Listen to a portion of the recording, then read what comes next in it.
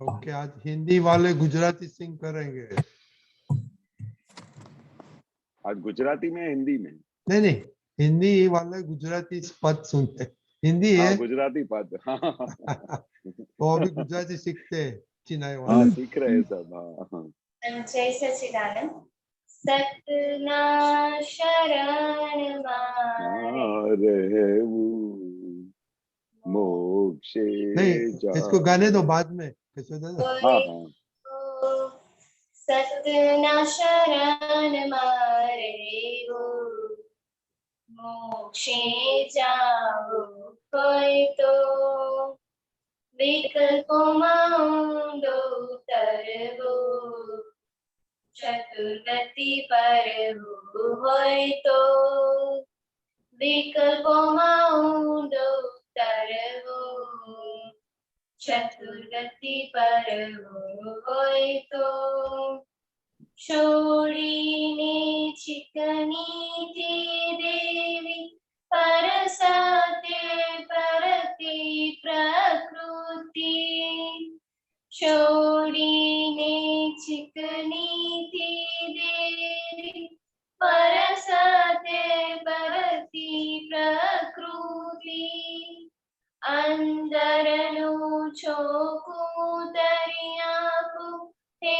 દાદા સિદ્ધ શક્તિથી અંદરનું ચોખ્ખું દરિયાપું હે દાદા સિદ્ધ શક્તિથી આજ્ઞામાં જ રહેવો कृपा जिननी होय तो આજ્ઞામાં જ રહેવો कृपा जिननी होय तो स्वच्छंद छाटी जीवगो मुक्ति पासा होय तो स्वच्छंद छाटी जीवगो मुक्ति पासा होय तो सतना शरण मारे वो मोक्षे जाओ होय तो जय सच्चिदानंद। अच्छा, ये बहुत बढ़िया पर आपने अच्छा गाया। ये किधर से निकाला आपने? ये मैं हर रोज सुनती हूँ, ये मुझे बहुत इजी लगता है ये पद। ओके, आपके लिए सत्य क्या है? दादा की आज्ञा में रहने का। हाँ, वेरी गुड आंसर। अभी केशव दादा ने बताया ना, दादा की आज्ञा यानी वही सत्य है, हाँ, वही सत्य है। नहीं सुनाई देता। दादा की आज्ञा क्या है? वही सत्य है। हाँ हाँ, क्या है यार, आज्ञा क्या है दादा की? हाँ अभी तो हम बात किया, नव कलम, सत साधनों, सिंसियरिटी, सत्साधन। मॉरलिटी, 3 गोल पे। हाँ किया था। वही आज्ञा है ना अभी आपके लिए, तो दूसरा क्या हो सकता है? हाँ वही। हाँ, हाँ अभी सत्साधन। याद रखना दादा का आज्ञा क्या है। अच्छा, तो केशव दादा मोर हाँ इसको समझाओ कि हाँ हाँ पद में से क्या फायदा होता है। हाँ। बहुत अच्छा कविराज ने ये पद लिखा है ना, तो ये पद तो दादा खुद भी कितनी बार बोलते थे कि ये गाओ। दादाजी को कितने पद थे ना, उसमें से वन ऑफ द बेस्ट पद के बेस में से बहुत डिटेल में दादा ने समझ दी है कि सत्य के शरण में रहने का। अगर आपको मोक्ष में जाने का है, सत्य यानी दादा भगवान, सत्य यानी आत्मा, सत्य यानी शुद्धात्मा, तो हमको उस जगह पे हमेशा लक्ष्य रहना चाहिए कि अगर आपको मोक्ष में जाना है तो।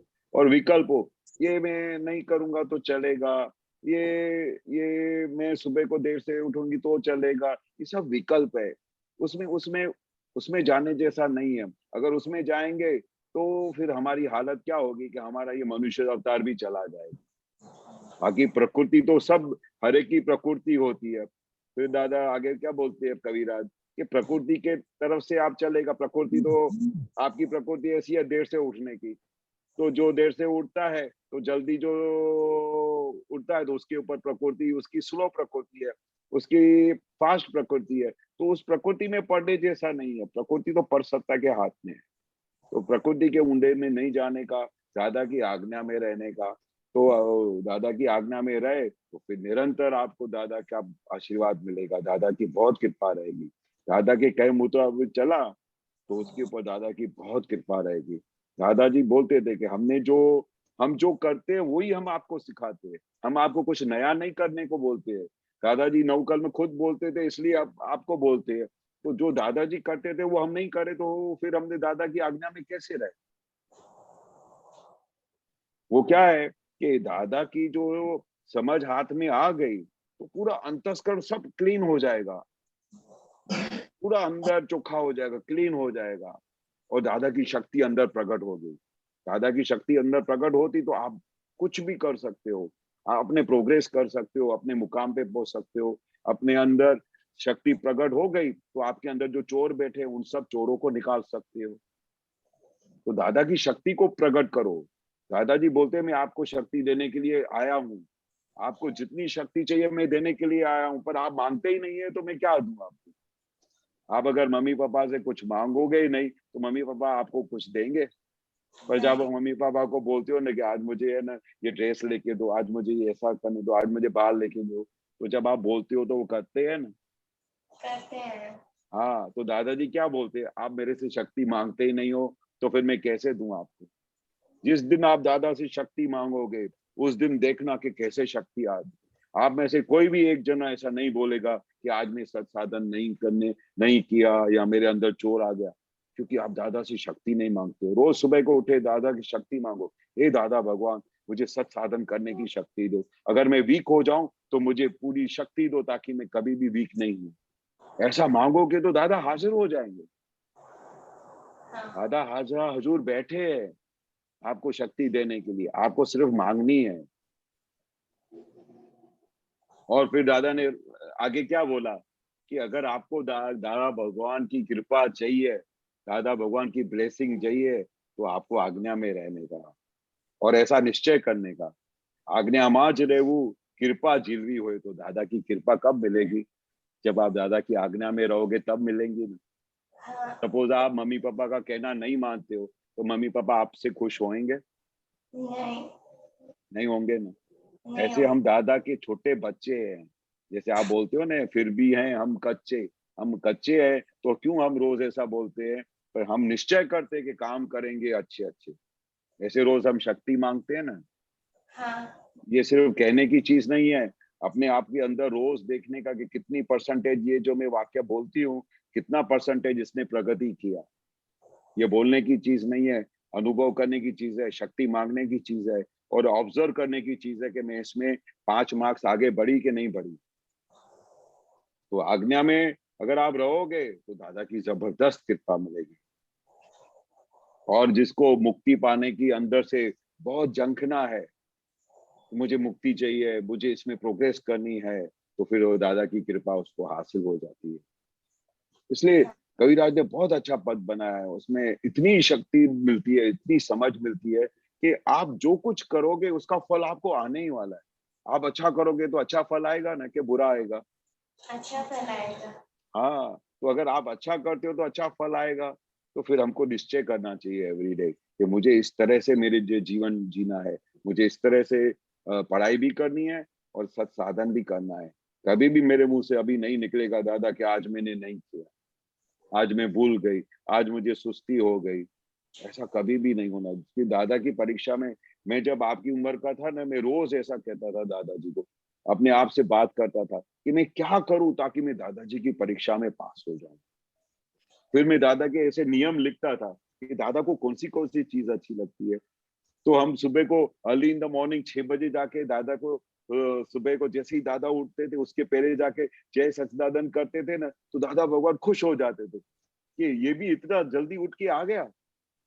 तो ये दादा को चीज अच्छी लगती थी अर्ली राइजिंग, तो फिर मैं नोट करता था। ऐसी दादा को क्या क्या चीज अच्छी लगती है, ऐसा नोट करने का। ऐसा नोट करते जाओगे फिर आपकी लिस्ट तैयार हो जाएगी। फिर आपको पता चल जाएगा कि ये चीजों में दादाजी हमको ब्लेसिंग देते हैं, ये चीज में दादाजी खुश होते हैं, ये चीज में दादा कृपा बरसाते हैं, ये चीज में दादा हमको आशीर्वाद देते हैं। और फिर भगवान की आशीर्वाद मिल गई तो आपका जीवन सफल हो गया। सही है, हाँ सही है। परफेक्ट। ओके सही। ओके, जय सच्चिदानंद बालकों। और जय सच्चिदानंद। ये जय चोर चोर पकड़ने का, और कल एक स्पेशल असाइनमेंट, आप खाने में क्यों नहीं कहता है कि चलेगा चलेगा, जो चोर क्यों नहीं आता है? ओके, वो जरा सोचने का है बात। आप सबको अभी दादा का फिलोसोफर बना देंगे। ओके, चलेगा? हाँ। मोटी बहन हाँ पढ़ती है। ओके ओके, जय सच्चिदानंद। हाँ